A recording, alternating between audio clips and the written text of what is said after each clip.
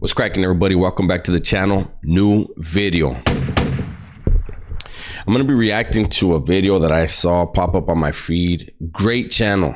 You guys that aren't aware of the channel, make sure you go over there and support this man. He did the same amount of time as I did. He did 24 years. He's a content creator. He's a music artist. He probably has the best intro on YouTube. Gets down in rapping. But anyways, this video is called Prison Violence: The Difference Between Southsiders and Blacks. I always appreciate what Chill's his name. He's the host of his channel. I always appreciate how unbiased he is. And I'll even shout out Hoodie from the Hood. I think Chill and Hoodie, they get a lot of heat at times because they're telling the truth as they saw it or as they see it. They're unbiased. I'm interested to see what this one is really about. I read some of the comments and it's funny, man. It really is funny how people are, but we'll get to it, and I'm sure it's a good one. Say what's cracking, YouTube? It's your boy 16 to life, and I'm back like I'm on a parole violation. Yard down. And for those of y'all that's new to my page, in 1994 I got arrested. I was eventually sentenced to 16 years plus life, and I served 24 years straight in the California prison system. If you like this video, be sure to hit the like button, leave a comment, subscribe. Most importantly, hit that notification bell. That way anytime I drop a story, you will be notified ASAP, and you can hop on it whenever you're ready. Also, if you're new to my channel, I strongly advise you to go check out some of my older content. I'm telling you, I got some great stories. I got some fights. I got some hilarious stuff. Hilarious. Check it out. Go to my YouTube playlist. Scroll down and you will see that I have my stories organized into different topics and categories, and I guarantee you'll find something that you like. Now let's hop right up into this video.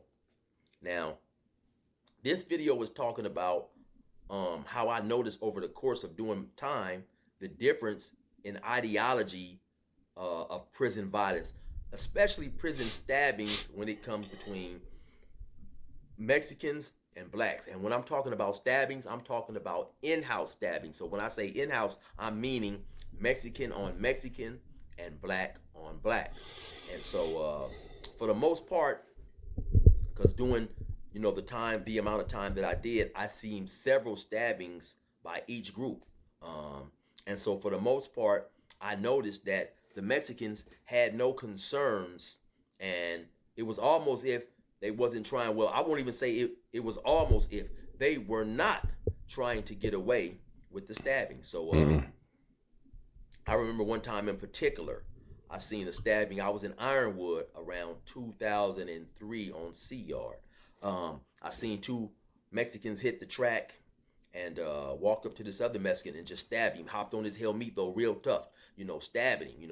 They was on him like boom, boom, they was on him. You know what I'm saying? And so eventually, a guard or a CO or whoever, somebody happened to notice what was going on.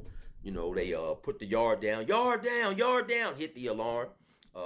But these Mexicans, they continue stabbing this dude. They wasn't giving this dude a break. They was on him. Eventually the guards got there, started spraying the spray, swinging the batons, hitting them, and eventually they got the situation under control. And I've done a video. Of you used to my channel, I've done a video on that recently, but I've talked about it several times where a lot of it has to do with Pelican Bay. The Pelican Bay effect is, I believe, what I named the video when I spoke about it last. When they built Pelican Bay, it changed the way people were doing hits all over the state as far as the Mexicans, because in Pelican Bay, every inch of the yard is on camera. They start recording before yard gets out. They don't stop until everybody's back in the cell. Any hit that goes down in Pelican Bay, they just go review the tapes, go directly to who did it, turn around, stand up, turn around, cuff up, take you to the SHU, you caught your case. If it was a murder, whatever it was, you're not going to get away with it. Those guys would go to the SHU, get transferred out to other joints, and take that same mentality. You're not going to get away with it, so take them to the dirt. There's also instances before that where, depending on what the guy is busted for, depending on what the orders were. Even before they changed it, because the whole Pelican Bay thing, it was going to be, take him to the dirt, finish him off. That's what they're going to do, depending on what it was. But anyways. They took the two dudes who was doing the stabbings, of course, to the shoe, to the hole, and they took the other dude, I'm assuming, of course, to get some medical attention. So several people that have asked me in the past, they say, hey, Chill, well, what happens when a person gets caught stabbing somebody in prison? So initially, of course, they're going to take you to the hole. You're going to get a 115, which is a write-up, like a disciplinary action. In a situation like that where they refuse to stop stabbing this dude, and of course the guards and everybody's seen it, they're going to write them up. They are definitely going to be found guilty, and then they're going to be given a shoe term. The shoe is an acronym for real quick. So when Chill says that they're going to get a write-up, then definitely going to be found guilty. Everyone does get found guilty, but for the most part, at least from what I've seen in my experience, Southerners usually don't even go out to the 115 hearings. That 115 is the write-up. Usually they don't go out because they're like, they're going to find me guilty anyways. Or they go out and they'll say, I plead guilty, because they don't want to make a statement about anything. So I'm guilty. I'm done. Let me go back to my cell. So that's just, no matter what, they're going to get found guilty though. Segregated housing unit. So they're going to go to the shoe. It could be possibly for 2 years. It could be possibly up to 5 years, maybe even a little longer, just depending on their violence, their history of violence in prison, right? And so let's just say that they're doing 5 years, right? And let's just say they've been given 2 years. So that entire 2 years in the shoe is all dead time. When I first came to prison, some convicts were eligible for good time, day for day good time. So for every day that you done, they would take a day off your sentence. So now I don't know if it's, I think later on it went to 80% or 85%, or I don't know what they're doing now, but whatever they're doing now, all that time you're spending in the shoe, that's dead time. So that's just, you won't be able to get any good time during your time in the shoe. And also outside of that, whatever county you are in, let's just say somebody stabbed somebody in Ironwood. Ironwood is in the city of Blythe and the county of Riverside. So not only will you have to deal with whatever consequences that prison is going to give you, you will also get a DA referral. And so what a DA referral is, that the prison that you stab a person in, they will send an incident report of that to the district attorney in that particular city.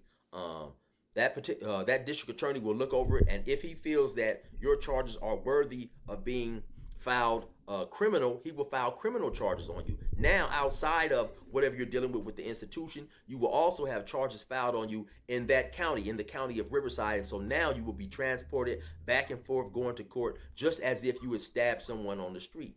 So eventually your situation will of course be heard by a judge, and if you're found guilty, you're going to be given some more time.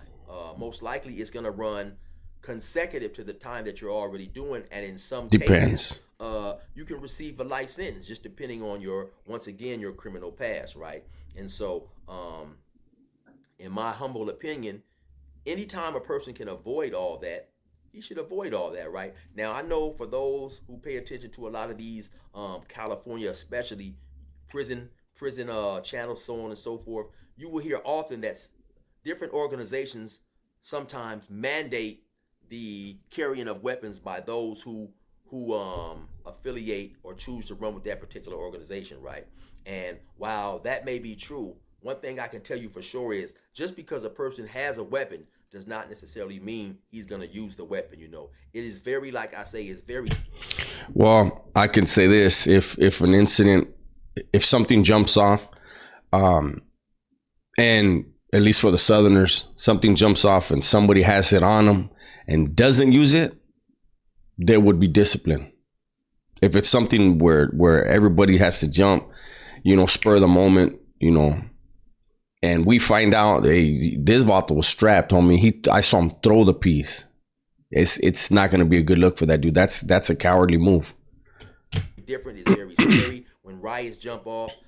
It's very scary. It's very, it takes a certain type of individual to go outside to the yard and stab somebody, right? Because it's a lot of different variables going on. You know, that person that you stab may have a knife. The guards may see you stabbing a person and shooting them. You know, of course, you know, in the event you are going home, now you're worried about getting caught and so on and so forth. And one thing I never did also understand is, like I said, it takes a certain type of individual to do that. So why at least not give yourself a chance to try to get away with it? Like I said, I've seen several stabbings, Mexican stabbing other Mexicans, and the Mexican that was doing the stabbing did not even try to get away with it. And then once It goes back to what I was saying, the Pelican Bay thing. It's also not just the Pelican Bay thing, it's an ego thing. When you see people do that, you're going to get judged by your work.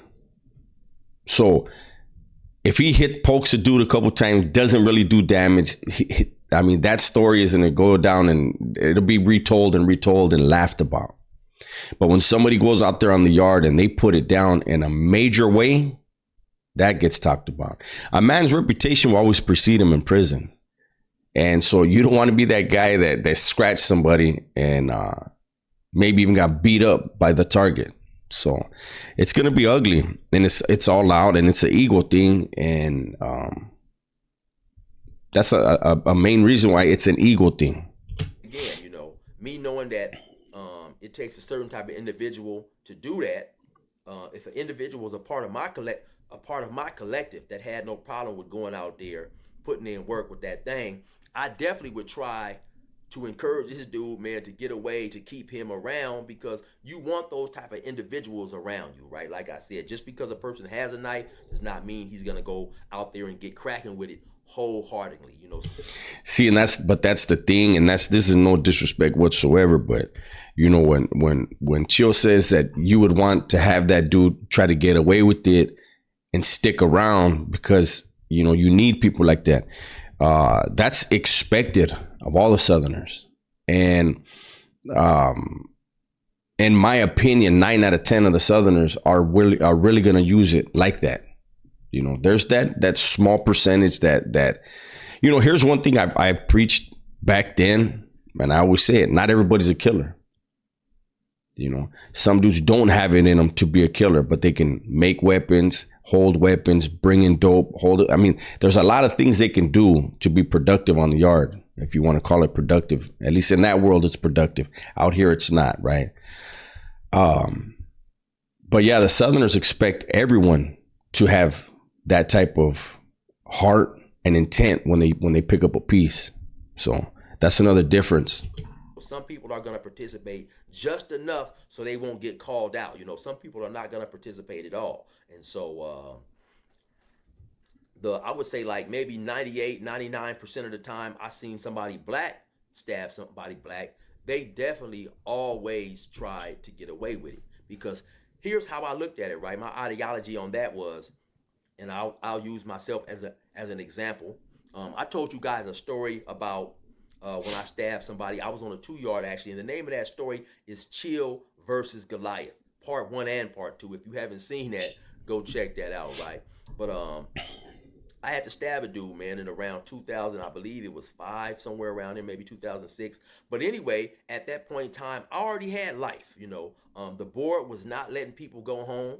You know what I'm saying? This dude done something that I was not willing to forgive, and I was going to stab this dude. Even though I had life, and the board wasn't letting any lifers go at that point, hadn't been letting lifers go for the past 20, 30 years, I still, my mindset was, okay, I got life, so I'm supposed to just go out here and go all out to the point I don't care if I get caught, you know, because also I know that if I get caught, I'm gonna have to go do a considerable amount of time in the shoe. You know, I'm looking at things like I have already highly inconvenienced myself by doing something and being caught and given a life sentence. Being in prison is an extreme inconvenience, right? You know, a lot of people try to act like going to prison is a badge of honor. It's still a huge inconvenience because it's a lot of limitations on your life, you know. And so when you go to the SHU, which is an acronym for segregated housing unit, there are even more limitations placed on an already limited life. So why would I try to subject myself to that if it was not necessary, you know? You see, this is a huge difference in the two groups.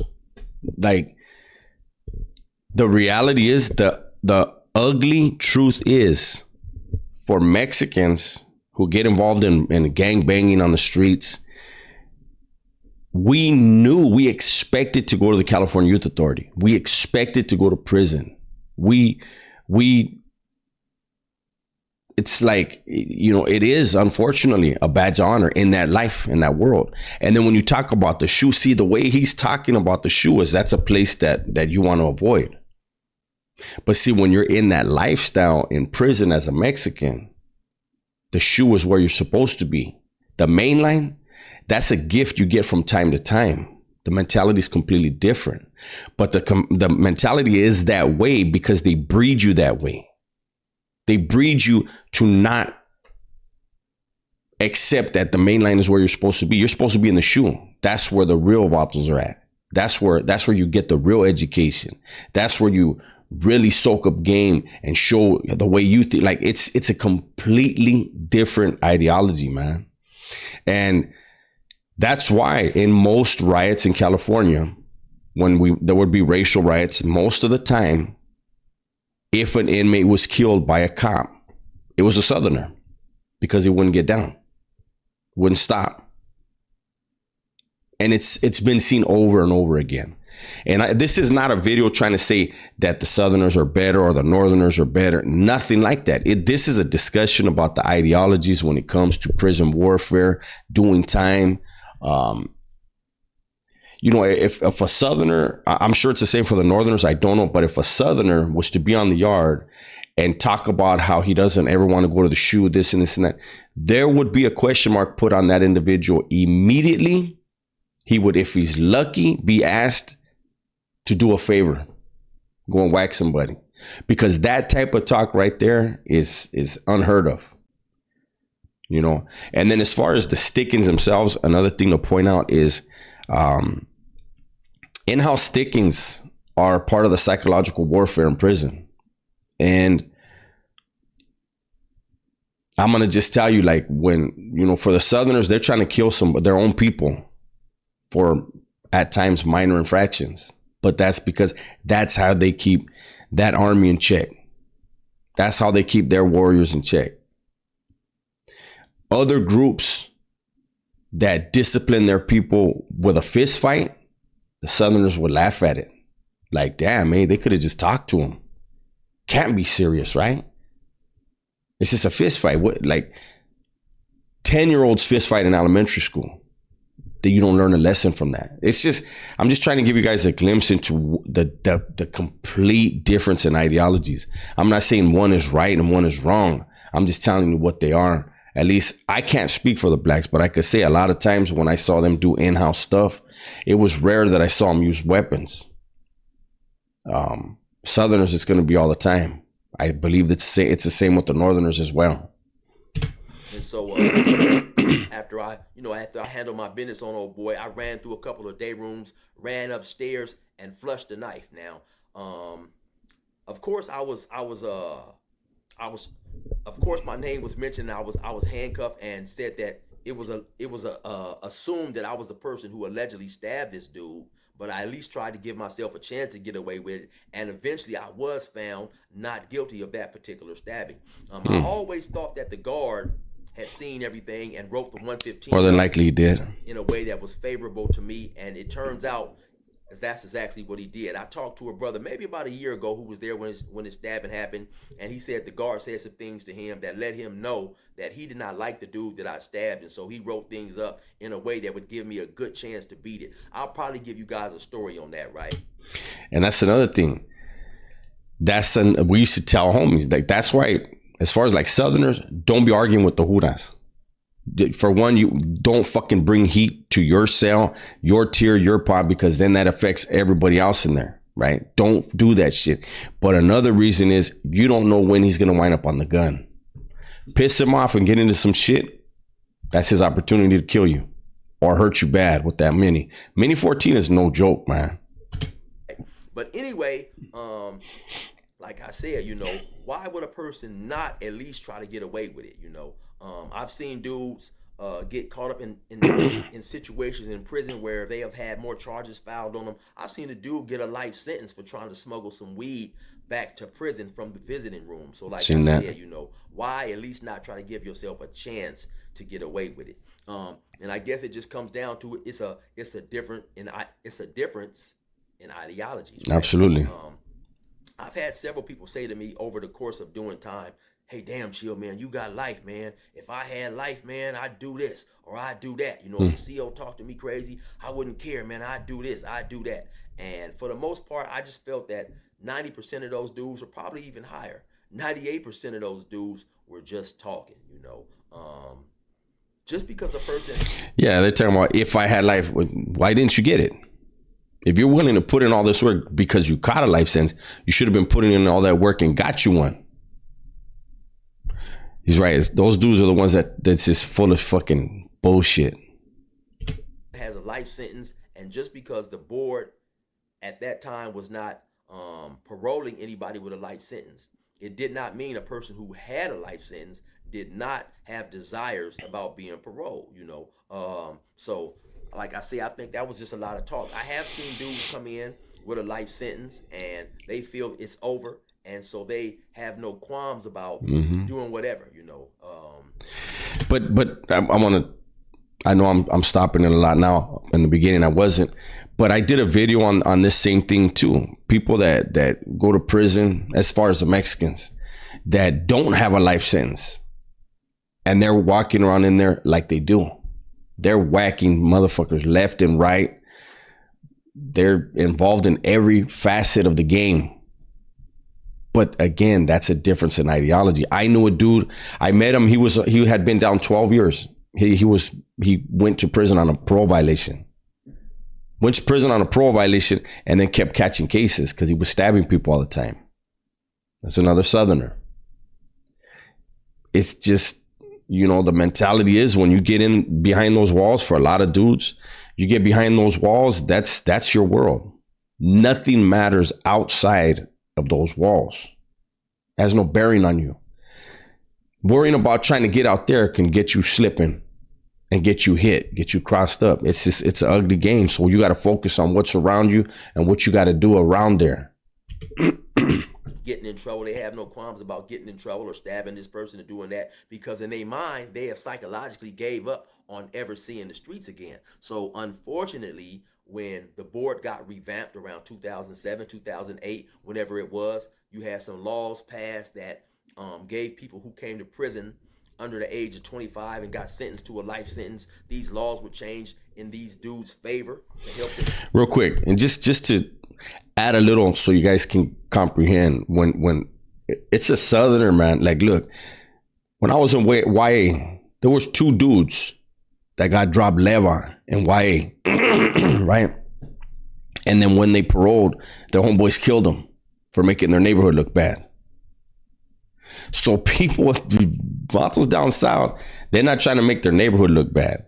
When you get to prison, it's not even about your neighborhood no more. It's about bigger things than that. But your homeboys will still be listening and paying attention. So there's just so much stuff that's I think it's just different, man. It's obviously extremely different. Again, doesn't mean one's better than the other, but one group, the Southerners, and I know the Northerners are probably exactly the same, but the Southerners, it's pounded into your head, what you descended from, the legacy that others created, the work that other people put in for you to be able to go to all the yards.